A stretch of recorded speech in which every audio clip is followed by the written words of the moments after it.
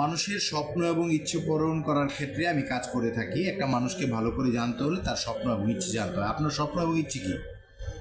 আমার স্বপ্ন এবং ইচ্ছে হচ্ছে নিজে প্রতিষ্ঠিত হওয়া এবং আমি আল্লাহর যত বান্দাকে প্রতিষ্ঠিত করতে পারি, অন্যদেরকে সহযোগিতা করার ইচ্ছেও আপনার অন্যদেরকে রয়েছে। সহযোগিতা করতে পারি। আচ্ছা, আপনি এর আগেও আমার কাছে 2-3 দিন এসেন, আজকে আবারও পুনরায় দেখা করতে এসেন।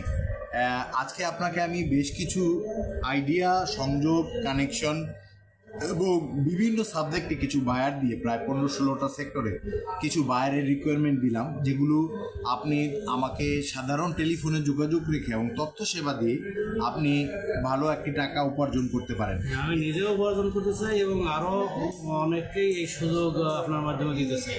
আচ্ছা, আপনার এই যে পরামর্শ যেগুলো দিলাম, এই আইডিয়াগুলো এবং অ্যাক্টিভলি আপনার এতগুলো সুযোগ এবং অভূতপূর্ব সুবিধা পেয়ে আপনার কেমন লাগছে? ইনশাল্লাহ আমি সফল হতে পারবো এবং অন্যদেরকে সফল করতে পারবো আশা করি। আচ্ছা, তো আপনি মূলত আপনার পরিচয়টা বলেন, আপনার নাম? আমার নাম নজরুল ইসলাম। আচ্ছা, আপনি কোথায় থাকেন? আমি ঢাকার মধ্যে মুর্দাতে থাকেন। আপনি এমনিতে কি কি করেন ব্যবসা?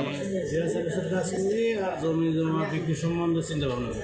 আচ্ছা, আপনি জমি ক্রয় বিক্রয়ের সাথে জড়িত। তো আমি আজকে আপনাকে পরামর্শ দিয়েছি যে জমি কেনা বেচা এই 3টি শব্দ থেকে আপনি জমি শব্দটা কেটে ফেলে কেনা বেচা এই শব্দটাকে মনে গেঁথে নিতে, যেন আপনার সাবজেক্টে যদি কেনা বেচা হয়, জমি হতে পারে এটার একটা অংশ বা পার্ট, রাইট? আপনি যে কোনো কিছুই কেনা বেচা করেন, এর ভিতর দিয়ে যদি বৈধভাবে 2টা টাকা আপনার আসে, সেটাই তো আপনার জন্য সুক্রিয়া করার জায়গা। তো আসলে ব্যাপারটা হচ্ছে আপনি বৈধভাবে টাকা কামাতে চান। আপনাকে যে শুধু জমি বিক্রি করেই টাকা কামাতে হবে ব্যাপারটা রাইট, যে কোনোভাবে বৈধভাবে।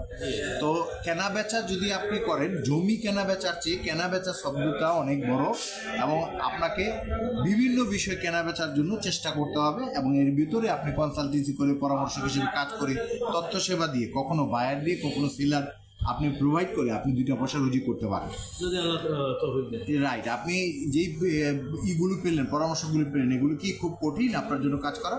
না, এগুলি সহজ কমিউনিকেশন করা। তো ঠিক আছে, আপনার জন্য শুভকামনা রইল, আপনি ভালো থাকেন।